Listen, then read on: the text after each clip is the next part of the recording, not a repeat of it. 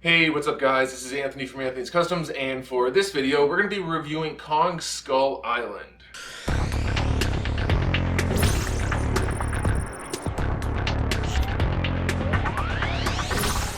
So this is basically just a reboot for King Kong. The one that happened not that long ago doesn't exist anymore. We're not worried about that. We're going to forget that, because I actually did forget it until someone mentioned it, and it wasn't the best of movies. Wasn't Adrian Brody in that? I don't think he's been in a really good movie, has he? Maybe he has. Doesn't matter. This is a new one. And I have to say, they did a pretty good job.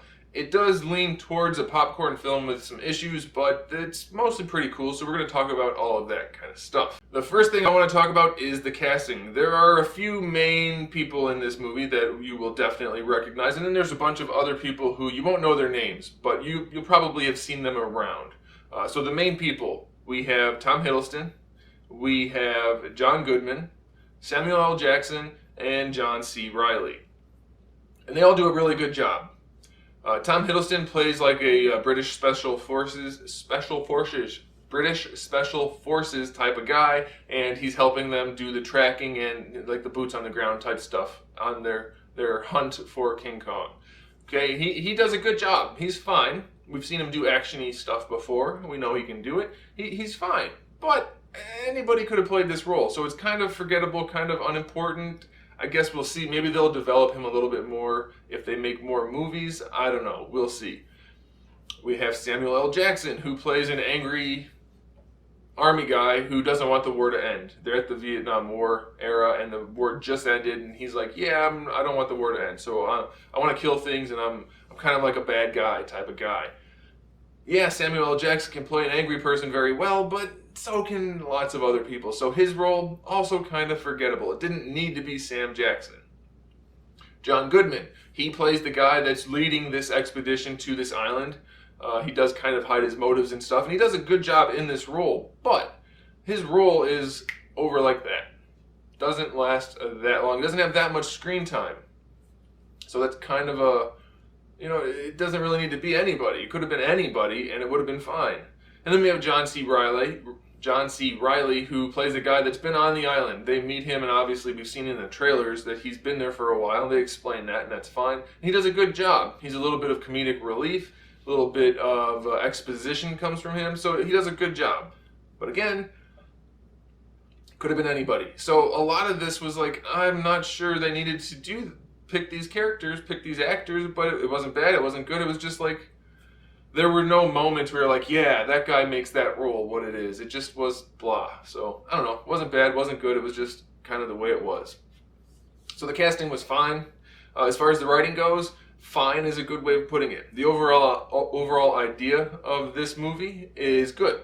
The premise, the setup, all of that makes perfect sense. They did a good job with it, explaining Kong a little bit, explaining the life of this island a little bit, explaining the island a little bit, and it's just, they did a good job making it a believable type of story. It was good. The motives were all pretty well established, other than the angry Sam Jackson character who's just like, I need to kill things. It was otherwise pretty good. But there were bad things in this writing, and the Sam Jackson thing is one of them. Having lots of cliches in a movie is not a good thing, and having the army guys who can't let go of the war, who need to have an opponent, who need to have an enemy, we've seen that a million times, especially in movies like King Kong, so we really didn't need that aspect, and there are even reasons in this movie that it shouldn't have been happening. So I feel like they handled that a little bit poorly. It didn't kill the movie by any means, but it could have been better without it. Then there are other instances where it's not like the dialogue is bad between the characters or anything. That's mostly good. So the writing in general, maybe it's the directing. I think it's both. I think it's mostly the writing, but somewhat the directing. There were lots of scenes that just didn't work. They didn't need to be there, and they felt kind of nonsensical. So at one point, I'll give you a couple of examples. This won't really spoil anything, but I'll give you some examples. Okay, so at one point they have a couple of canisters of toxic gas. They get ignited, they blow up, so there's this cloud of toxic gas. Doesn't really seem to be affecting anybody. That wasn't even an issue. But it did create the opportunity for Tom Hiddleston to put on a gas mask and grab a samurai sword. There's a reason for that. You'll get that when you watch the movie. And start killing these creatures like a samurai. yeah, I get that he's like special forces, he can handle himself and stuff like that, but that scene just felt so out of place. And it was like slow motion and actiony, and it felt very weird. Very, very weird. It did not fit the movie at all. I mean, it was cool in and of itself, but it was just kind of weird. Another instance, somebody's holding a camera and the flash starts going off, and then that person gets eaten while holding the camera. Eaten by a creature. It's a large creature. And the flash is still going off inside the creature. There's a cloud of mist obstructing everyone's vision. They can't see the creature, but they can see the flash from within the creature's stomach. And they can hear it going off. So this giant creature who can eat people in one bite has thin enough skin and no guts to obstruct the view of the flash. Just silly things like that that don't need to happen. That whole scene felt like I was watching a cartoon of like Despicable Me or something like that. It just doesn't need to be there. Little things. Or, one last instance.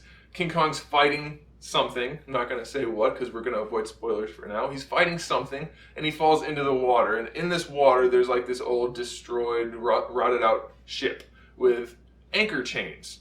Makes sense to have chains connected to a ship. He falls into this thing, and then somehow, miraculously, the chains totally tie him up. Both arms, around the neck, around the torso, everything totally tied up. Reminded me of Optimus Prime in that one Transformers movie. Just doesn't make any sense, didn't need to happen, didn't add anything, and did take away from the film. So yeah, these things happen, and they're pretty frequent throughout the film. They don't kill the movie, but they do take you out of it a bit as you're going, and that's why I say this movie is pretty much a popcorn movie. There's lots of cliches and things that just don't need to be there. But there are a lot of really good things, and one of those is the action. The King Kong action is fantastic. You have to wonder if it's going to be believable or realistic anyway for a giant gorilla that's like this big. He's the biggest King Kong ever. If it's going to make sense, it does. His action scenes are awesome. Even scenes that don't have anything to do with the story, where it's just Kong doing something. I can't say what, he's fighting something. It's awesome. They did a really good job. It's weird. I don't know if they had I'm sure they had lots of different writers and one director, but some of the scenes were handled with much more finesse. And these are mostly the action scenes than all of the other scenes. You guys will see what I'm talking about when Kong's kind of by himself and fighting in this other thing. You'll see what I'm talking about. That there's little bits and pieces within that fight scene that are like really well handled, and then everything else is just throw that in there because that's a cool scene with Loki and a samurai sword. Get what I'm saying? It's like everything.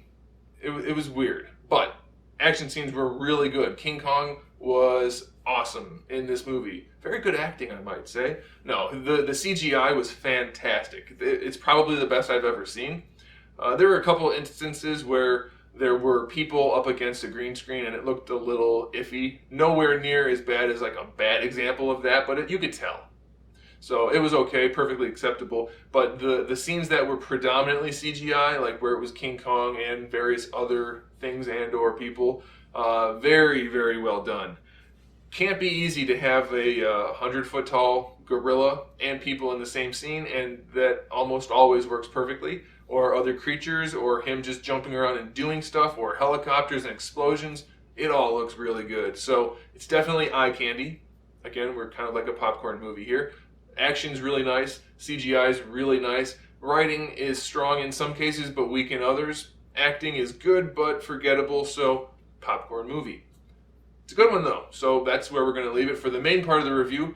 Now we have to talk about the spoilery stuff. So if you haven't seen it and you don't want to get spoiled, leave now. Come back after you've seen it, we'll talk then. But spoilers are starting now.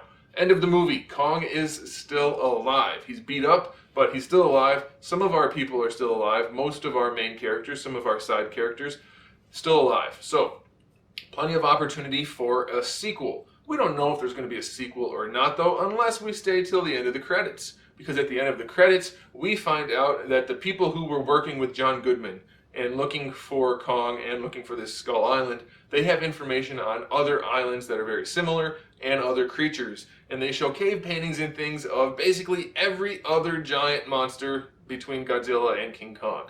Mothra, the three-headed dragon guy. I don't know most of these things because I wasn't alive when they existed and I never really got into it, but all of these things, the big moth, the big dragon, other things, I can't remember what everyone was now, but they show basically everything. And that's really cool because I've heard also that they're supposed to be doing a crossover between Godzilla and King Kong. I don't know how they're going to necessarily do that because Godzilla happened now when it came out and King Kong happened 40 years ago. So how are they going to mix those together? They're going to do it somehow. They have to because they've already indicated that they're going to. But then they're also going to mix in all of these other bad guy monsters, which I think is going to be really cool. I'm looking forward to it. I'm like not particularly invested in the whole giant monster thing, but it looks really cool. It looks like it's going to be a fun thing. So I am looking forward to that. So yeah, it was a fun movie, good movie, not incredibly deep, but definitely worth seeing. So there it is, guys. Let me know what you thought about all of the things I mentioned, but also about well, be careful. In the comment section, if you're going to talk about the spoilery stuff, post spoilers first. Say spoilers, and then like maybe leave a line or whatever, and then talk about it so you don't ruin it for other people. But let me know what you thought, because I want to talk to you guys in the comment section below. So thanks for watching, guys. I'll see you in the next video.